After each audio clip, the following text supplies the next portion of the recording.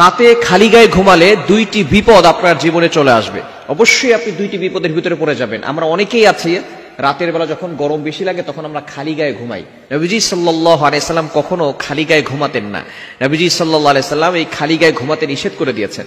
আমাদের নবী তার উম্মতের জন্য A to Z যা কিছু লাগবে সব শিক্ষা দিয়ে গেছেন। সালমান ফারসি রাদিয়াল্লাহু তাআলা আনহু বলেন, আমাদের নবী আমাদেরকে একেবারে বাবা যেভাবে সন্তানদেরকে শিক্ষা দেয় এইভাবে আমাদেরকে শিক্ষা দিয়েছেন।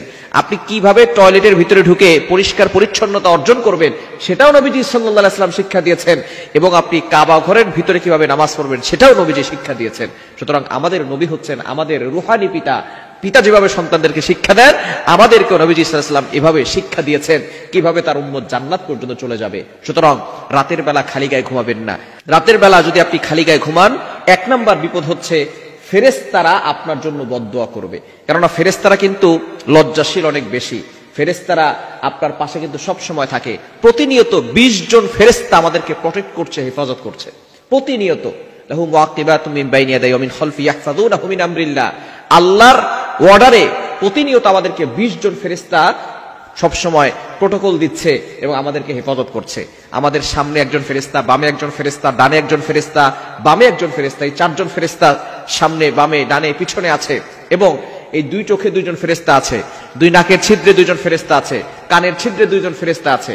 তাহলে এখানে হচ্ছে 6 জন, আর সামনে পিছনে বাম পাশে ডান পাশে হচ্ছে 4 জন, মোট হচ্ছে 10 জন। এই 10 জন সকাল থেকে সন্ধ্যা পর্যন্ত ডিউটি পালন করে।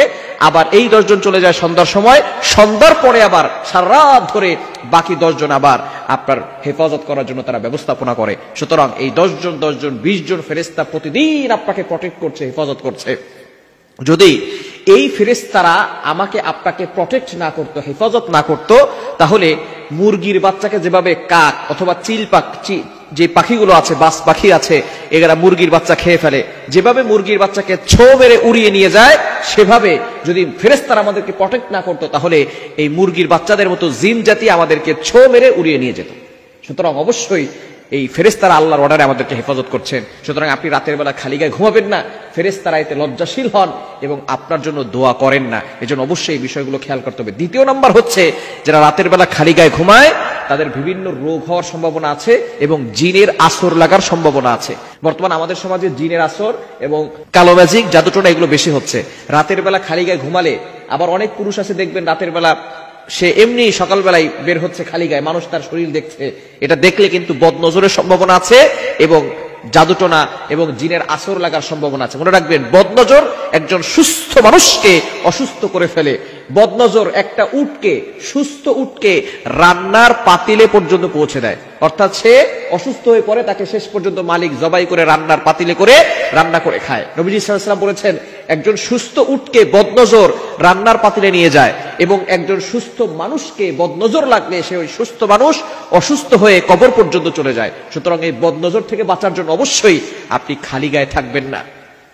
আপনি সবসময় কিছু না কিছু আপনার গায়ের উপরে দিয়ে রাখবেন। খালি গায়ে রাতে ঘুমাবেন না, তাহলে 2টি বিপদ আসবে। ফেরেশতারা দোয়া করবে না।